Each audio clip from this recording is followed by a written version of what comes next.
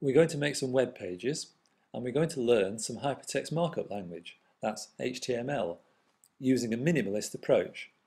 So let's make a web page. Here's a file that I prepared earlier, and you can see that it's an ordinary text file. It's called lec2eg1.txt, and we're viewing it through an ordinary text editor, so there is no web browser or web server in sight. We can, however, look at the same file through a web browser, and here it is, as seen through Firefox. So this really is the same file. That's the view through the text editor, and this is the view through the web browser. And we can see that they're pretty much identical. In fact, we can look at the code on the web browser, and you can see that it really is the original file. Notice that there is no HTML markup in there whatsoever. We can rename the file so that it has an extension of .html instead of .txt. And actually that makes things worse, because now our file is rendered as just one line. If we look at the code, we can see that it is the original file, but the web browser Firefox has ignored the implicit formatting that's caused by the new line after the hyphen in the first line of the original file. So the two-line original is presented as just one line by Firefox. We can add some more lines to the content of our file, and if we look at the code on that, we can see now that it's all a bit of a mess. The code shows the original intention, presenting 3 verses in a poem, where each verse is 2 lines long and separated from the other verses by some white space. What Firefox has done is to render the poem as a single line. Okay, and the web browser does its best to fit that single line into the available window. Well, that wasn't so good. So I think it's time to introduce some HTML. So let's have a look at our next example. Okay, this is beginning to look a little bit better. At least we've got 3 paragraphs now.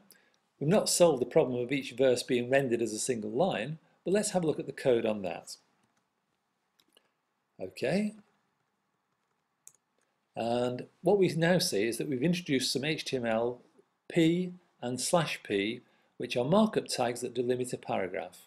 So that's what the P stands for. And you can see all I've said is to present each verse as a paragraph.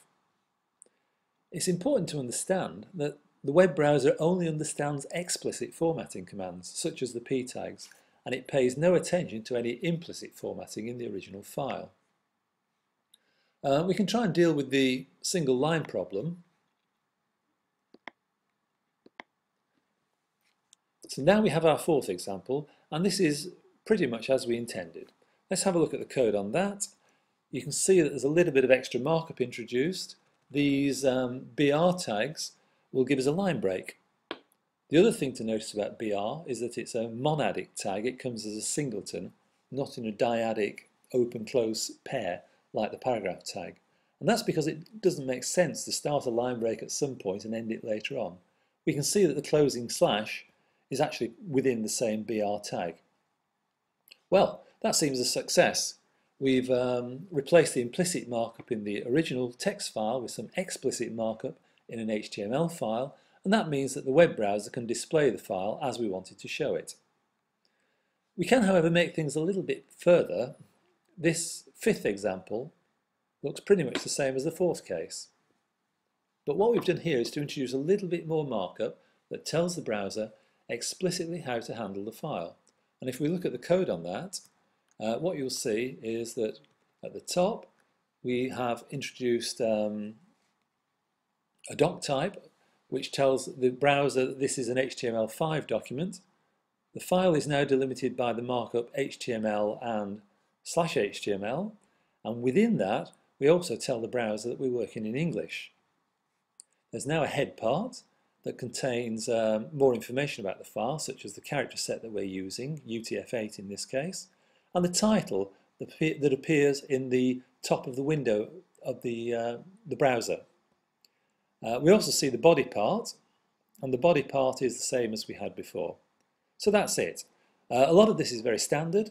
You can just create a template file to include all this information in the HTML files that you write. And just to test your understanding, here are some questions.